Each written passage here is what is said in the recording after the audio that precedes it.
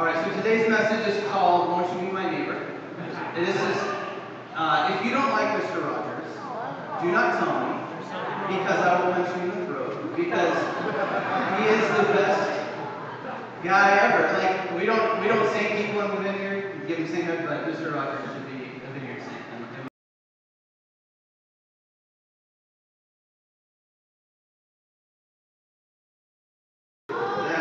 This is basically what Daniel Tiger was based on. Anyway, so we're going to start off getting to what Jesus says about neighbors, okay? So I'm going to read from Mark 12:28.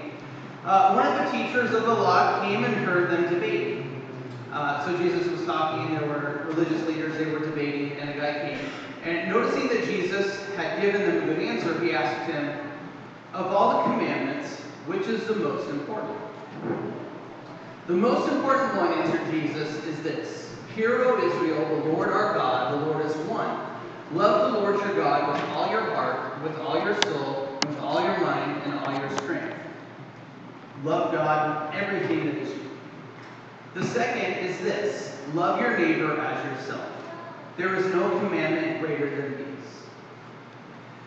Well said, teacher, the man replied. And now this man was not a follower of Jesus, but he agreed with Jesus. He said, you are right in saying that God is one, and there is no other but him.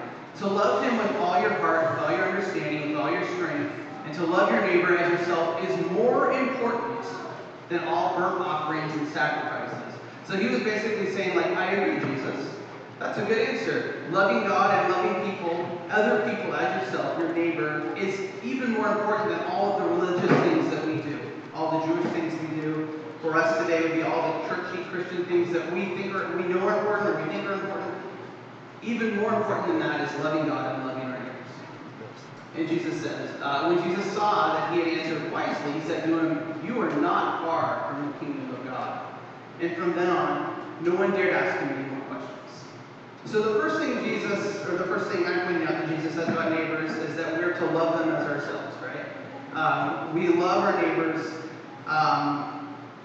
as ourselves, and whatever that means to you, but so for me that means like self-preservation. I make sure that I'm fed every day. I make sure that I try to pursue things that make me happy, things like that. Like what we would wish for ourselves, we should also wish for and pursue for others. So Jesus says we're to love our neighbors.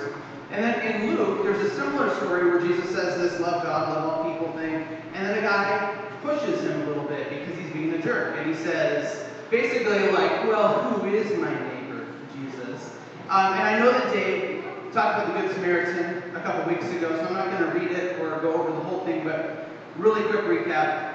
Jesus answers with a story, not with an answer. He doesn't say, here's who your neighbor is. He tells him the story. He talks about a guy who was riding along a road, and some robbers came and beat the crud out of him, almost killed him, left him naked, took all his stuff. He's laying in the street, and people start walking by, and the first few people are like the religious leaders, the people that would say, I'm a follower of God. And they see him, and they're like, ugh, and they kind of walk around and keep going. So the people that probably you would think should or would stop and help the guy, ignore him.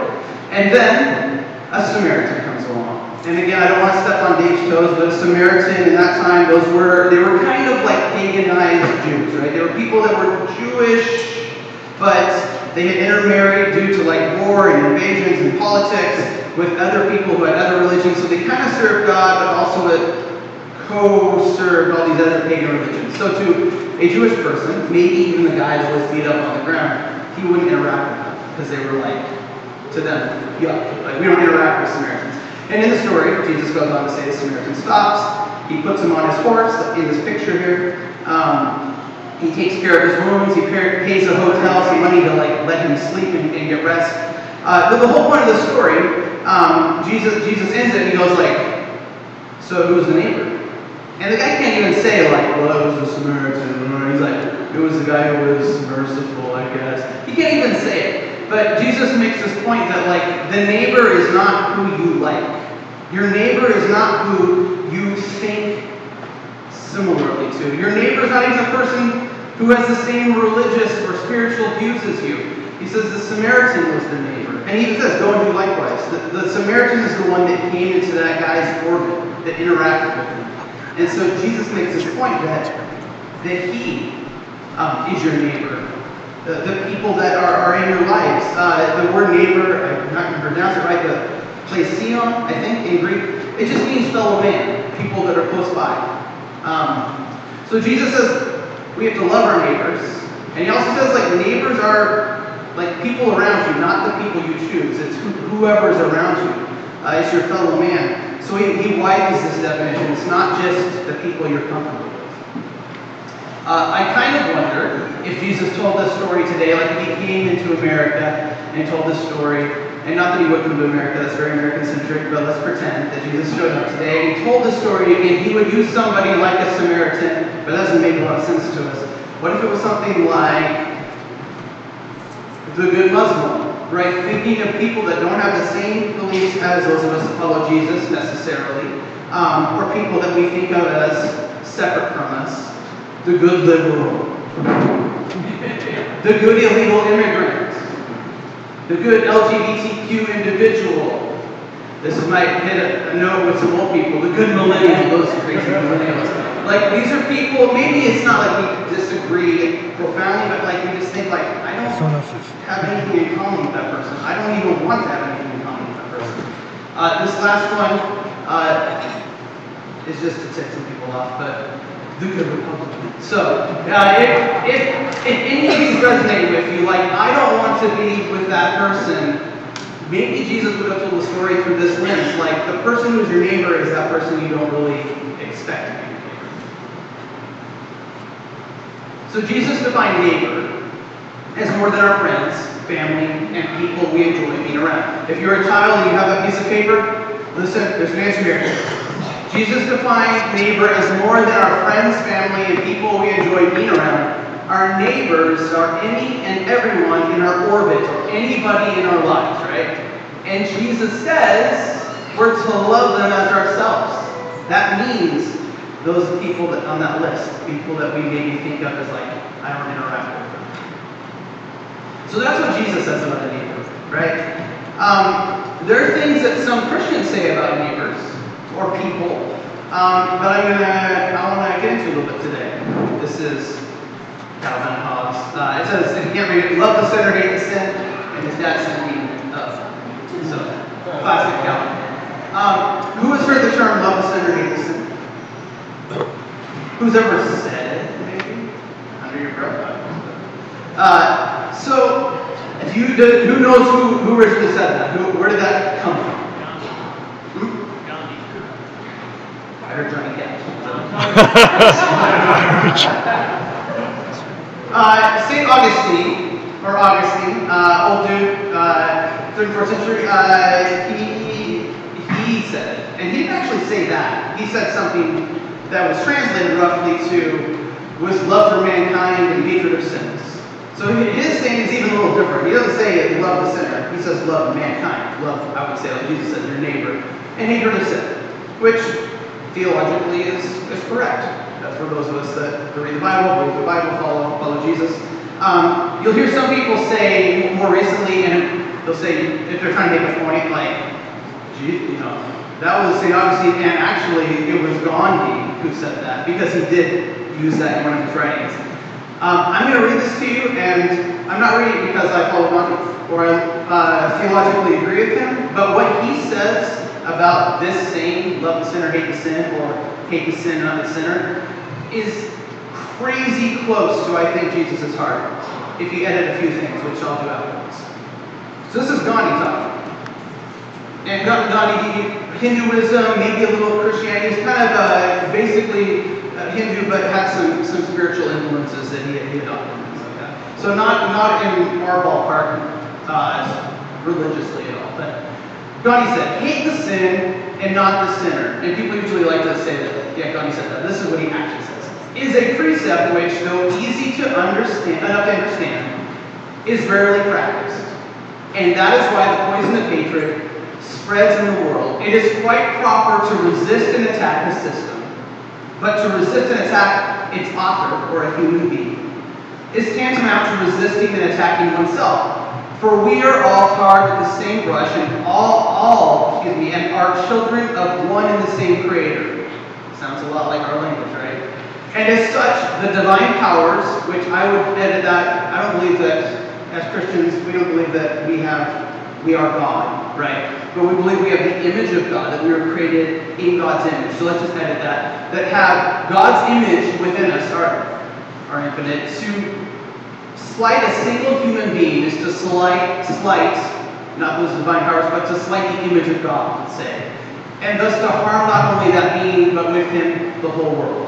Big, heady quote, I know. But he's basically saying, love the sinner, hate the sin.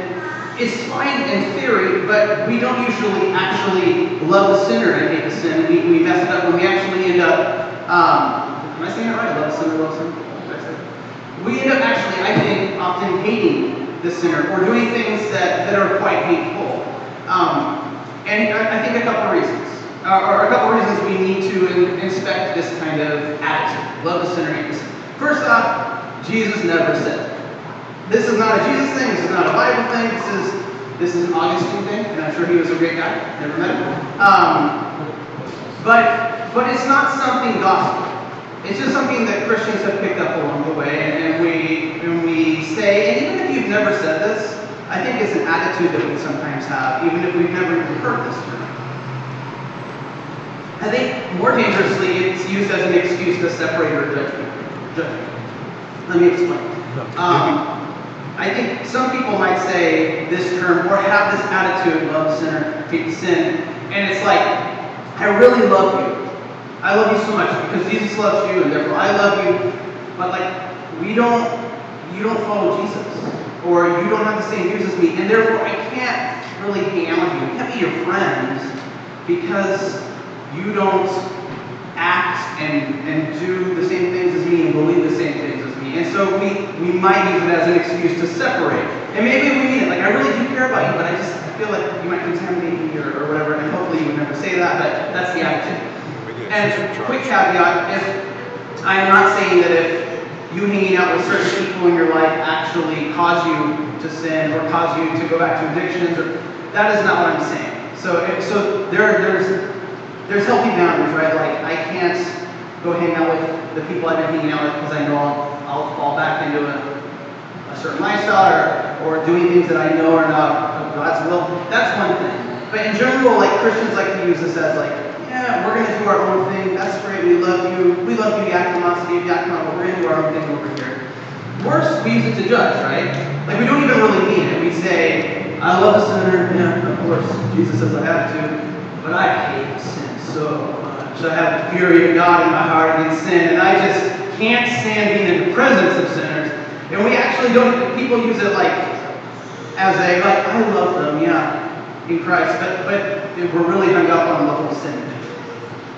And again, as Gandhi hints at, although I changed his words, but I think he was, if he followed Jesus, he probably would say it this way, undermines the image of God in people.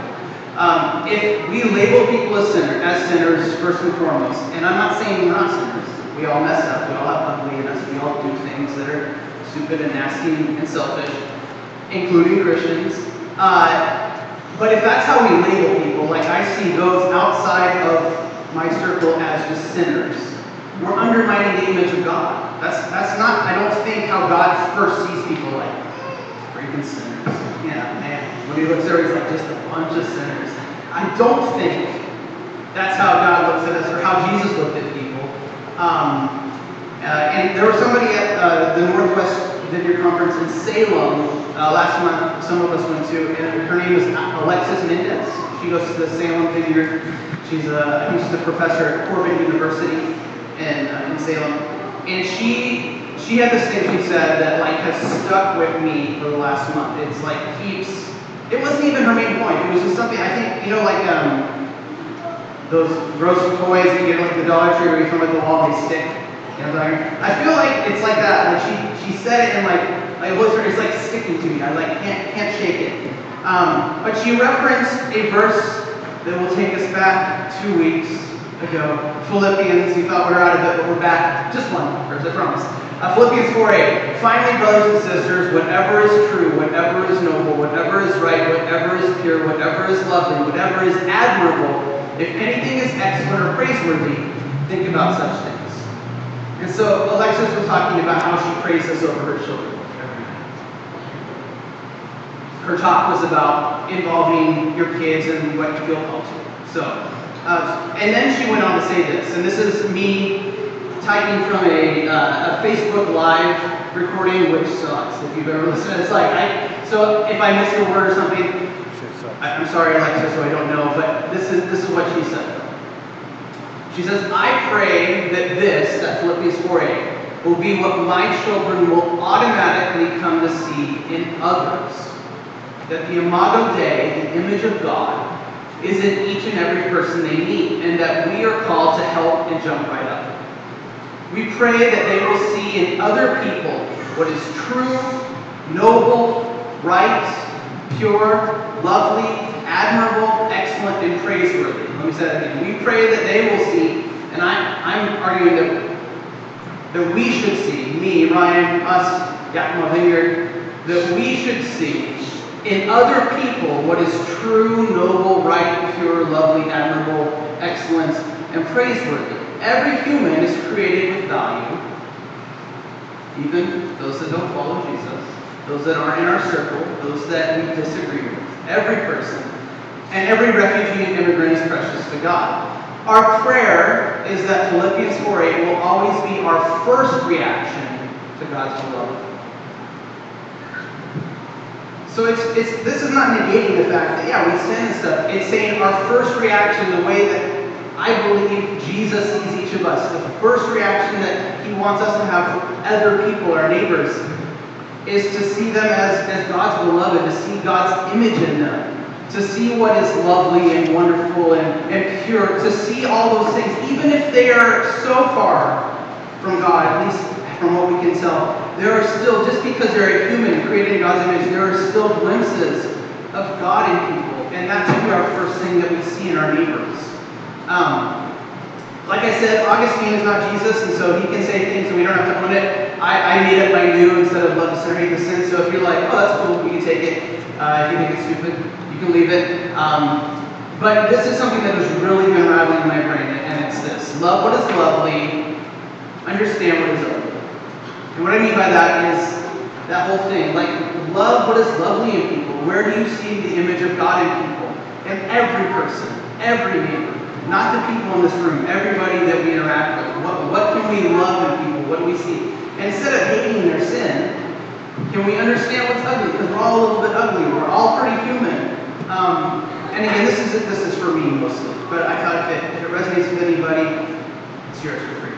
I might copyright it. But this is God's heart. He loves what is lovely in every person. And he totally understands what's ugly in every person, right? Like when Jesus was on the cross, he said, forgive them, they don't know what they're doing. Like, God recognizes that our sin is just us kind of being dense and short-sighted. And so I think that this should be our heart towards our neighbors, just like Jesus said. So this kind of leads us to, Jesus has said, to love our neighbors, and that our neighbors are pretty much everybody around us. I'm challenging this notion that love to sin or hate to sin is not really even biblical. If you're a child, did Jesus say love to sin or hate to sin? Was that Jesus? So there's an answer on there you should circle to get your prize. And if you're an adult, I'll give you a smile. But so moving from like this theoretical, what does Jesus say? What's our understanding? How does this play out in our real life? I'm going to read an excerpt from this book. Speaking of Jesus, The Art of Non-Evangelism, which is more of a tongue-in-cheek thing. It's by Carl Medeiros. He is, I don't know if he still is, but he was a vineyard pastor in Colorado. And he's kind of an expert with Arab-American relations as well as Christian-Muslim relations. He would not use the word missionary. If you read the book, you'd understand why, but he's basically what we understand as somebody who goes to church Jesus with lots and lots of people. And so this is just an excerpt from our family came back to the States from Beirut, Lebanon, where we had been living for 8 years. Our stateside home had been Colorado Springs, where our small vineyard church had sent us back in 1992. The pastor had asked me if I'd be the interim pastor until they could find a new one, as he was moving on to other things, and I said yes. So we came home for a year. During that time, I began studying and preparing my weekly sermons at Poor Richard's, the little coffee shop / restaurant / used bookstore downtown. I had heard it was the toughest place in town, where all the gays, Wiccans, and generally odd people hung out. So I thought, perfect. Sounds like a place Jesus would be. So I'll go study there. One day I struck up a conversation with Ed, the bookstore manager. I think I was buying a couple of old Philip Yancey books. Christian type books were always really cheap there. As Ed looked at my books and then looked at me, we had not talked before, I asked, so, what do you think about Christians? It was hilarious. I'll never forget the look on his face as he tried to be nice to his customer in front of him. Yeah, good. No problem, he muttered, looking a bit sheepish. I pressed him. Come on, tell me the truth. Well, there was that one time that they threw a brick through our window. And when they talked bad about us on the radio. And when they preached against us outside. And it was like the dike broke when he knew I really wanted to hear. When he paused, I said, where do you think Jesus would be if he were here in Colorado Springs right now? Focus on the family? He replied with a questioning tone, obviously unsure if he was qualified to answer such a question. I slapped the countertop he was standing behind and made a ding sound and said, nope, wrong answer. You know where Jesus would be at, right here at Poor Richard's, and I'm trying to follow him, so I try to come where he'd be. I went on to ask that he'd ever noticed me reading the Bible in the corner. Ed said he had and was surprised, but didn't want to ask about it. I told him how I prepared my talks there every week for the church I preached in on Sundays. He was so confused. Then I asked him my favorite question. I said, Ed, if Jesus came into this room right now, I mean physically, was here, who do you think you prefer to go hang out with? Me or you? Like everyone else, he got the answer wrong. He said it would be me. I hit the counter again and made the negative bell sound and said, Ed, you're not doing well. You're 0 for 2. Jesus would for sure go home with you. You need to read the book, bro. What book? The Bible, the book about Jesus. It's all in there. He was always making religious people angry. The ones who thought they owned him and all truth. Because he kept hanging out with people they thought were inappropriate. The sinners, the lepers, prostitutes, Samaritans, Ed. He would choose you. I felt so moved as I saw his response to this shocking assertion that I walked around the counter and put my hand on Ed's shoulder. I said, Ed, Jesus is for you. He is not against you. He actually likes you. It's my type, the religious ones, who need to be careful lest we find ourselves on the very opposite side of Jesus.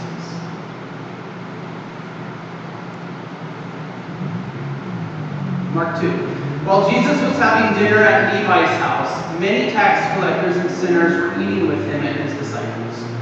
For there were many who followed him.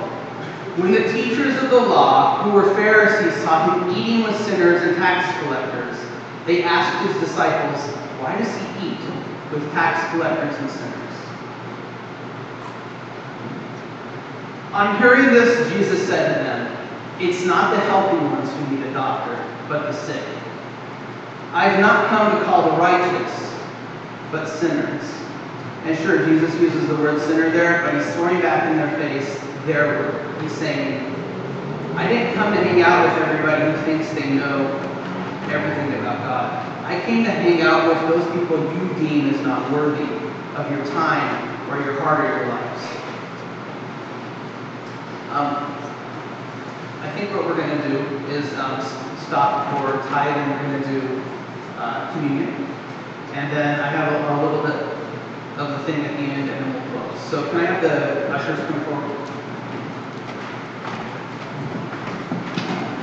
Oh, that's her. pray really quick, and then we'll pass the tithe plate. If you have a connection card, if you have a prayer request or anything, just put it on there and get it in. And yeah, so God, I just pray over the tithe. I ask that as people give, that you would help us to use it wisely for your kingdom. I pray you bless everybody who's generous with their needs. In Jesus' name.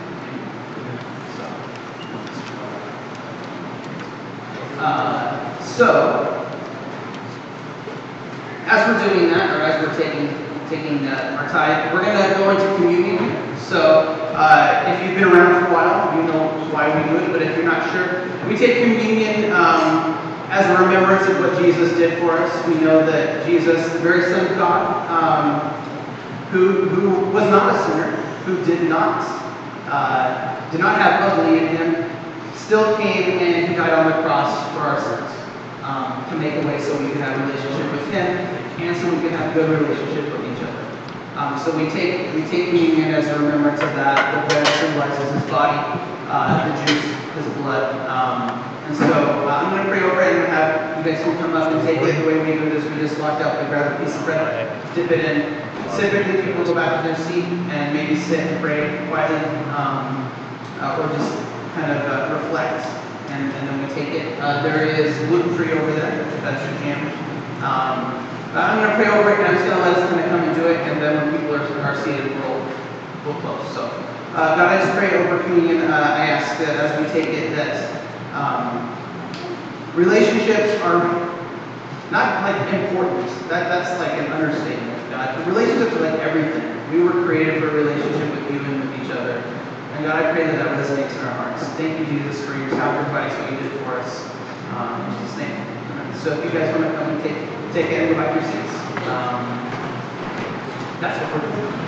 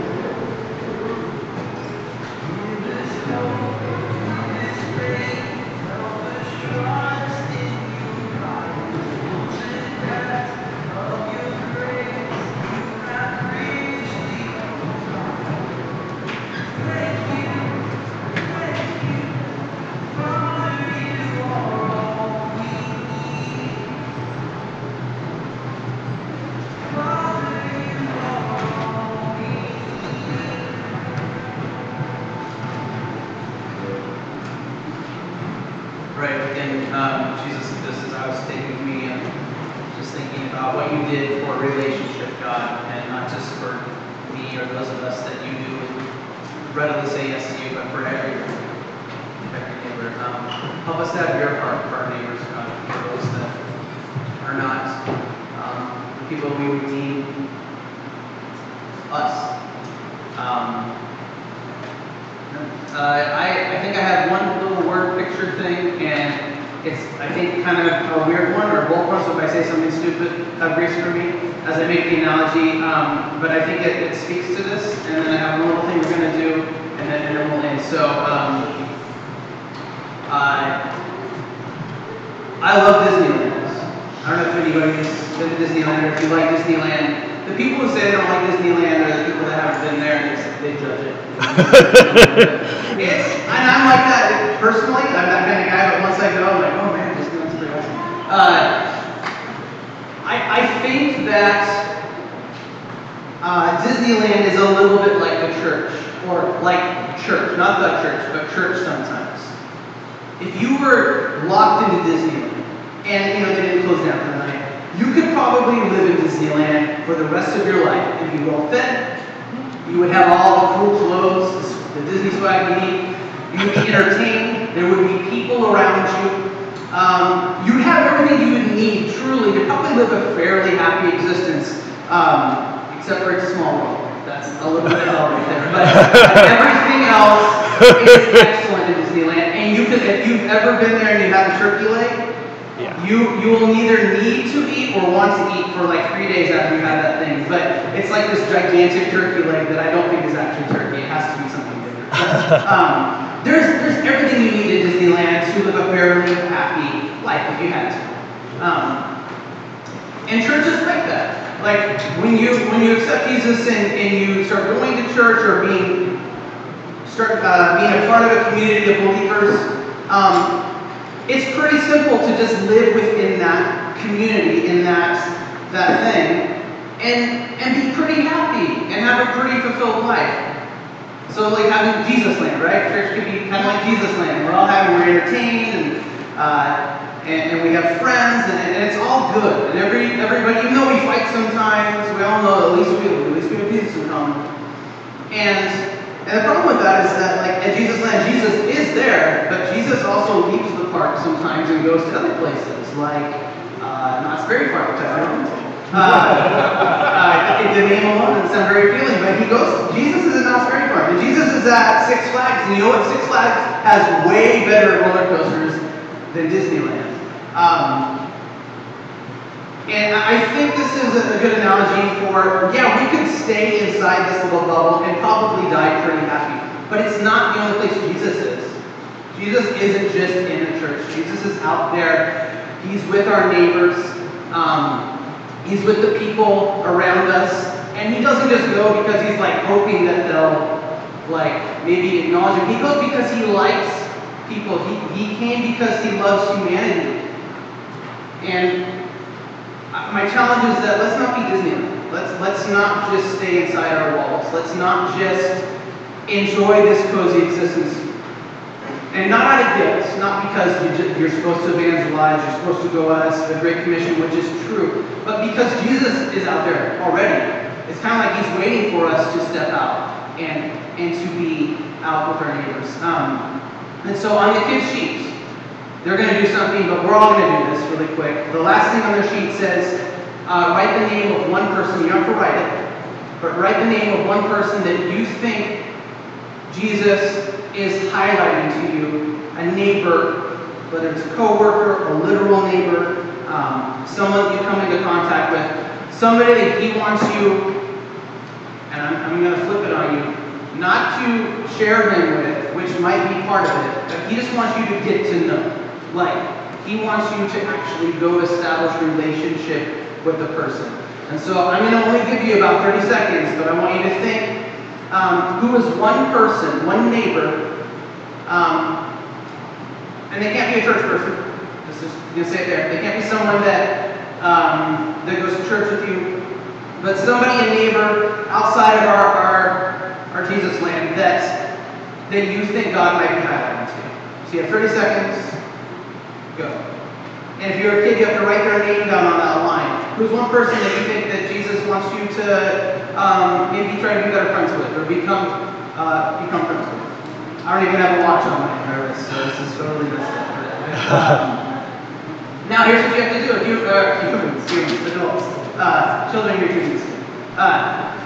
You have to tell somebody, like right now, like if you turn to somebody close to you, you have to tell them just the name of the person who's that neighbor that is highlighted for you. So you have 30 seconds to do that. Right now, you can tell someone around you the name of the person that you feel like you're supposed to get to know. And a lot of you are just staring at me or looking around uncomfortably. So just just say the name. If you don't have somebody around you, you can scream it out if you want to. Bruce. Actually, Bruce is in church. I can't say that. I'll be vulnerable. This is the person that I know God's highlighting for me today. Her name is Marianne. She's my neighbor. Every year she has a barbecue. Every year she invites us, like hounds us to come. I don't really have any relationship with Marianne other than that my sprinkler system sometimes floods her yard and she gets a little mad. But she's really sweet. She lets my kids swim in her pool. And every year she has this barbecue. And every year, unless we're gone, we go. But we go because it would be rude not to. And I feel like God is challenging me this year.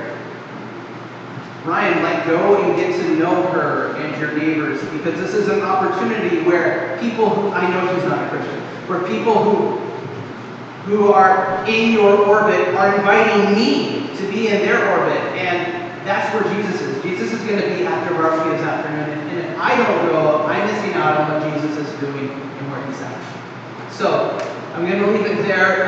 If you need prayer, I want to leave not room for that, but an opportunity for that. So I'm going to dismiss, and then if I can have some of the leaders just come up, they'll be willing to pray if there's anybody that needs it. But I'm going to close this here. So God, I just pray that you bless our week. Help us to be outward. Help us to be with our neighbors, because you're already there with them. Show us how to do that, and of course to share you, but just to know people, God, just to like people, to share life with people. So, I pray over that in Jesus' name. And you guys are dismissed to go if you want to, but if you need prayer, I'm going to stay up. And I'm sure a few other people will filter up here. Don't leave if you need that. Kids, give your sheet to Christy, you get a prize. Adults, give your sheet to Dusty, because I'm not giving you a prize. Alright, back here. Right down the stage now. Just ready for you.